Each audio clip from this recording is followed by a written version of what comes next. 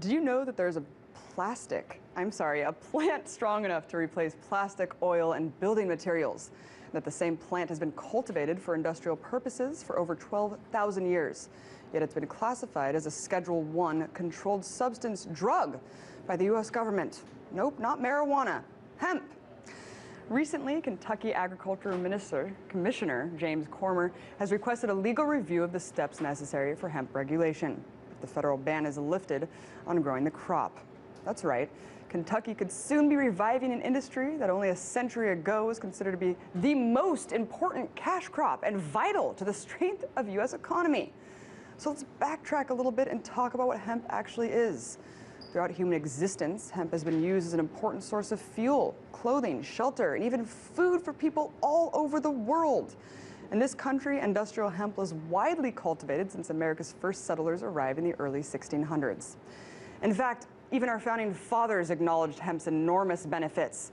George Washington, John Adams, and Thomas Jefferson all grew hemp on their private farms. And Jefferson was even quoted once as saying hemp is one of the greatest important substances of our nation.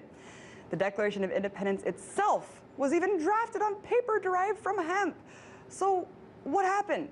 How did one of the most versatile and adaptable species of crops in the world also become one of the most politically polarizing agricultural resources? Well, in the early 20th century, the plant became labeled a threat so dangerous that it should be wiped out. But it wasn't dangerous to anyone or anything except the industries that it could phase out of existence. So what did the establishment do to ensure their allegiance to the very industries they serve? Well, they did what they do best. They lied and smeared hemp through a propaganda campaign that associated the plant with marijuana. And in 1937, the Marijuana Tax Act redefined hemp as a narcotic, which required farmers to obtain a special tax stamp to grow the crop. By 1970, the Controlled Substances Act made growing the crop without a DEA-issued permit strictly illegal. Because of the government crackdown on the crop, it has a negative association. And at this point, you still might be confused because of years of being brainwashed to think that hemp is exactly the same as marijuana, or that its close association with it must classify it as a drug. But this couldn't be farther from the truth.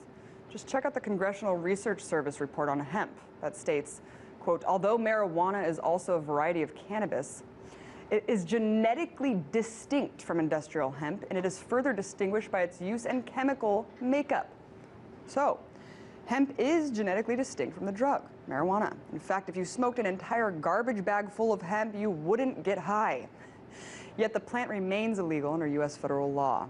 And like I said before, not because it's a danger to people, but because it's a danger to corporations. In the early 20th century, hemp competed heavily with the cotton and paper industry.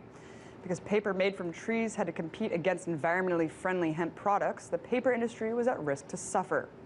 So William Hearst, a New York State congressman and one of the biggest newspaper publishers in America, launched a campaign against hemp.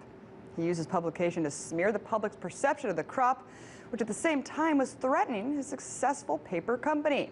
In fact, this very campaign is where the term yellow journalism derived from.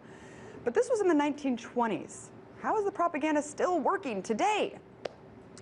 Because the threat hemp poses isn't limited to paper.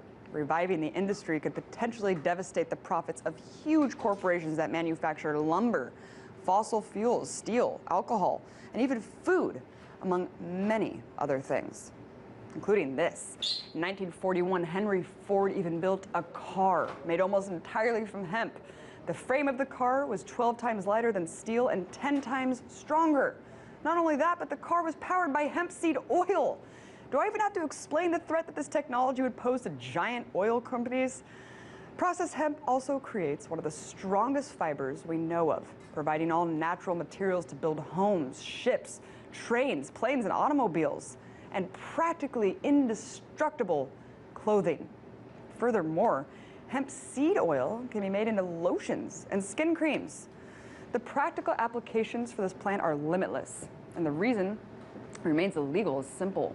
It's just one giant push to preserve the profits of corporations that poison our planet, destroy our forests, and bankrupt the world. But this all could change if recent efforts in Kentucky are any indication, and if moves by a few key members in the U.S. Senate succeed. hemp could soon be removed from the government's list of Schedule 1 controlled substances.